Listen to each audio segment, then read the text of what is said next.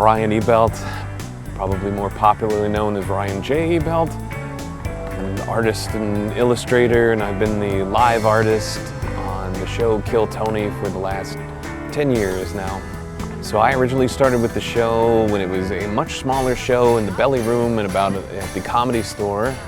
The great Ryan J Ebelt, house artist, is drawing tonight's episode. He draws every single episode from scratch. He has a blank sheet of paper right now, and he has already started drawing. And since then, we've gone through a number of iterations, moving into the main room at the Comedy Store, and then eventually, after the pandemic came, they have now moved the show to Austin, and whereas I once used to do the show live at the store, I now do it remotely from home, except on special occasions where they do a big show, or if I happen to be in town, and I still get to go do it live. I do miss the energy, because for years I was in the crowd. I could feel what they were feeling. Like it was different. Like it was more like I was a spectator and I'm translating what I'm seeing in front of me. Whereas from home, like I don't get the energy of the crowd, I could put the episode on that's coming out that night and try to feed some of it off of that. But the one nice thing is that I have everything. I have all of my materials in front of me. They're all within reach. I can grab whatever I want and do whatever I want. And so it's really helped with the experimentation and trying new things and trying to push farther and do something different each week and really try and make it something new and fresh, which was something that's I tried to do it when I was there at the store. But like I said, you were always still limited by how much stuff I could actually physically take with me. And there's some stuff I can work with at home where I can make a real mess. I can't be slinging paint all over everywhere at the Comedy Store. I was in 3rd grade, and I had a really great teacher who had this fun program she would do where she would give us all copy paper, typing paper, and you could fold it in half and you could write your own stories and illustrate them. And I got so into it that at one point she basically had to call my mother and ask her to ask me to slow it down. And so that was where I really began to love drawing and painting and telling stories. And when it came time to try and figure out what I wanted to do, that was how I originally hit on working in entertainment, movies and TV shows. I love movies. They combine the two things I love, visuals and storytelling. And so that was why I originally moved to LA, thinking that was what I was going to go into. And things took a lot of weird twists and turns, and like I said, inadvertently, first I was a starving writer, and then I became a starving artist. I did a show, a comedy show, just a random show in Hollywood. I don't even remember where it was. And he was just there drawing. And at the end of the show, he just came up to me afterwards and he gave me this drawing. I still have it somewhere. And I was like, whoa, you just drew that tonight when I was on stage? And he's like, yeah. And I was like, wow, I would love to have you come by, and we're doing this show called Kill Tony, and I'd love to have you come by and do what you did tonight and draw an episode. And what's crazy is that the same thing happened to Tony. Tony was at a show, Ryan came up to him and drew him also, and he had said the exact same thing. I've always loved visual arts of all kinds, obviously normal fine art, the stuff you see at museums. Early on, comic books were a big influence. First it was, just kind of the straight up normal, pen and ink drawings on newsprint. But then, as they started to advance and develop, I got into some where it was all these guys who were breaking the rules and doing all this crazy new stuff. And then, getting into stuff like Heavy Metal Magazine and then album covers and movie posters. I love all the 60s and 70s illustrated poster art. Basically anything and everything, wherever, whatever came up. And much like music, it's I always like knowing Like in the musicians I've always liked knowing, it's like, okay, where did this come from? Who was contemporary to it? And then where did it go? Like, who did it influence ultimately? And that's, it's like, and that's where I start like drawing from. It's like, it's a little bit of this, it's a little bit of this. And most of RA stuff is fairly against the grain, kind of abrasive, like pushing boundaries. A lot of times what's fun is casting against type, so going against the grain and doing something that was more like classically inspired, but it still kind of has the rough edges to it. Primarily what I thought of when I found out he was the guest.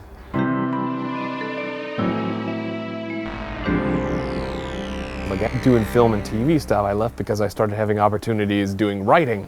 And it's like, and that ended up being this like feast or famine thing where it's like sometimes I'd be attached to a project that had a budget and was already like going, and it's like, so I knew I was gonna get paid, and then other times I was doing a lot of spec work, and then that ended up kind of transitioning into the art stuff, because then it was like, while that was going up and down, a lot of belt tightening in between where it's like, okay, I can't do this and I can't do that and I can't go here and I can't go there. And so for the first couple of years of Kill Tony, I had kind of the same thing, and this was one of the things that helped me through COVID.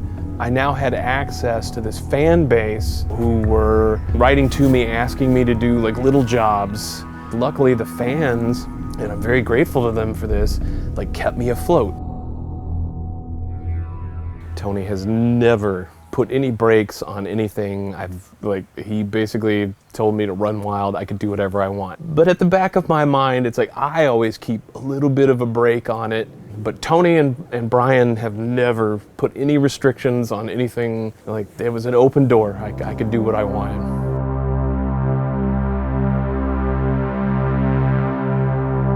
It's sort of funny that I enjoy doing these like tributes to artists and musicians and filmmakers and stuff whose work I enjoyed, because what's funny is it's like they already have sort of a legacy, obviously, whether they left behind a bunch of albums or movies or whatever else. I think part of it is because whoever it was, it's what they communicated to me. It's kind of taking whatever it was that they inspired in me, or whatever it was that in me that related to them or related to their work or whatever they did, or just the fact that I liked their image, and to kind of communicate that, to put that down, to say, it's like I liked this person, that they meant something to me, on some level, whether it was cerebral or emotional or whatever. It's like, and to communicate that it's like their body of work meant something on some level, like to me personally.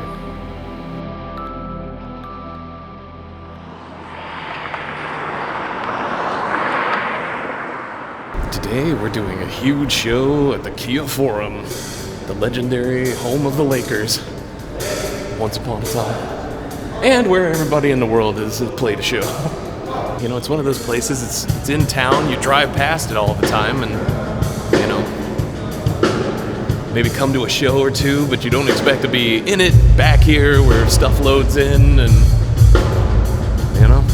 you're a part of something that I guess hopefully will go on the wall here somewhere. Hey, 1, 2, 3. No, then you gotta go through the bear. Can you smell the victory in here? I mean, I was hoping to get a little game of one-on-one going on. Post Malone said he's coming last night. Okay. Tim Dillon. This is crazy. How does it feel to see all this rock and roll history on these walls? It's amazing. I've done stand-up here before, I did a roast here, and now we're about to do Kill Tony. The Holy Trinity.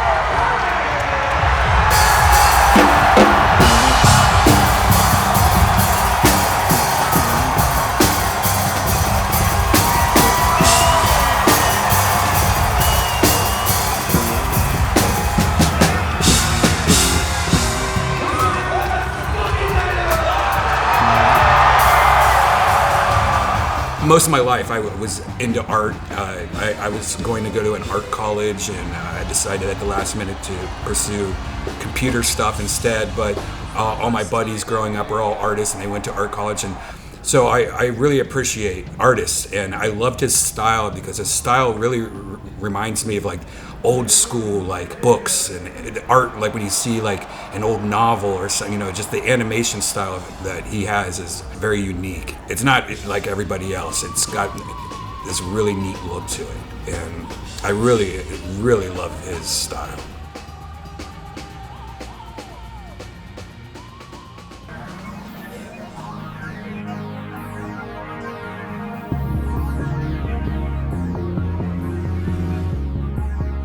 I mean, basically over the years, like since I started doing Kill Tony, there's two questions I continuously get asked. One was, how did you get on the show? And the other one is, who are some of my favorite people to do? And far and away, my answer has always been Dom Herrera. I mean, I grew up with him. Like, I remember, again, like seeing him on TV, like as a kid, because like when I'd stay at my grandparents or whatever, and like they'd stay up and like we'd watch The Tonight Show or, whatever else. And then, meeting him on the show, Dom has one of the most lovable mugs. Like, he's such a distinct figure. Like, I love him and like his sense of humor and everything else. But then also it's like, he's just got one of those lovable faces that it's hard not to enjoy depicting it. Putting together the books, in some ways it's fun. I do one once I have about 100 episodes, and so it's fun watching all of that come together and going back and thinking about things I remember from that episode, or things I remember that I was working on, or funny things that might have been said to me before or after or whatever that I can put in as little notes. But at the same time, actually building the books is a horrifically tedious process. Because I've written a couple of my own books and I've done an art book for myself. What makes it fun again is when it comes back and you're holding it in your hands and it's a real thing that was actually made, and you can sit there and flip through it, and then it becomes something special again. Who are we painting today? We're painting Jim Norton. And what are you thinking of doing? I'm thinking about trying to pull off something like this. I don't know if I can, or if it'll even be in the ballpark, or end up being something completely different. But I could try. Most artists, when they start out, are nothing but a sort of conglomeration of their various influences and the things that they like, until they eventually find out who they are. And that's kind of what I've seen like over the progress of the show, is like by having to do it every week and trying to keep it new and fresh, and to take all those things that I love and that I've loved over the years and finally get to a space where it's like I've taken them beyond, and now it's just me. It's just my interpretation of all that rather than just a filtration of all my influences. I don't think I could have ever taken what I would, and I don't mean this offensively, but what I would consider a square job. Like, I don't think I could have ever sat behind a desk. I can't imagine that that's how I would have spent my whole life. It's like part of the reason I don't quit is because, I can't. Whether it's storytelling or the art stuff or whatever, it's like, it's in me, and in some ways it's like it's gotta come out. I mean, like having the show to do, and being hired to do stuff is nice, because obviously you're getting paid for it, and you're, I'm able to make something of a living off of it. There's the other stuff that it's like I just feel compelled to do. Like, if I sit there and I have something in my hand and there's a piece of paper, I'll put something down. Like, yeah, it's like I get upset and I get angry, and there's times where I could walk away, but I honestly don't know what else I would do if I did. It's been 10 years since I had a solo show. Working on Kill Tony and whatnot is like that a lot of my creative efforts went that way, and while I'm still doing my own work, because usually when you do a show, it's a body of work aiming towards one direction, like a cohesive body of like thought. Now it's been long enough that people can look at it and see that my scattershot approach sort of is the running theme.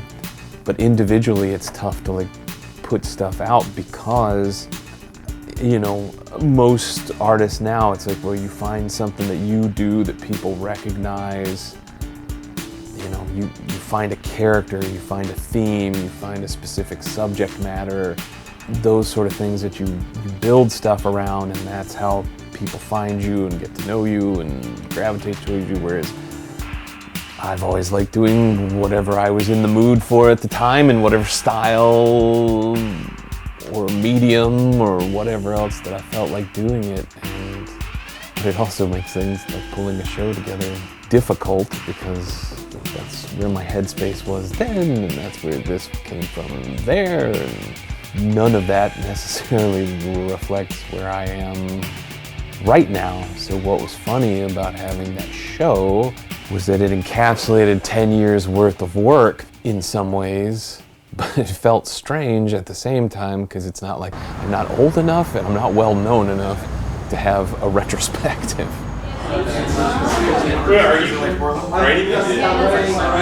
This is one of my favorites though, the Richard Pryor. I just love the Brad.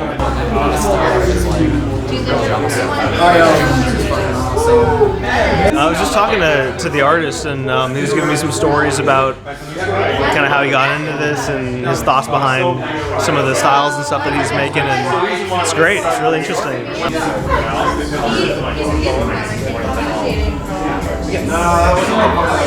Yeah, I think the thing that I always forget with Ryan, well, first and foremost, is that he's hand drawing and hand painting everything, which is like extremely impressive for how quickly he has to turn things around week to week. But I think sometimes you forget too, like how broad his taste is of outside of comedy and how he sort of injects that into the comedy space. Because there's obviously things there, it's like Grace Jones and David Lynch and, you know, stuff like that is like even more, you know, still outside of comedy, but, you know, obviously with Kill Tony and other things, you know, there's obviously music intertwined with that. So yeah, I think I just forgot, and seeing the stuff actually up close, like the Richard Pryor in there, like, yeah, just seeing it up close and seeing more of the details, just how much, yeah, it just makes me realize how much of an artist he is, you know what I mean? And you kind of forget that. Sometimes, I hate to say it, but sometimes the online experience, you know, it's a different interaction with it, if that makes sense. So I think like him doing this is actually pretty awesome, and I hope actually he does it more.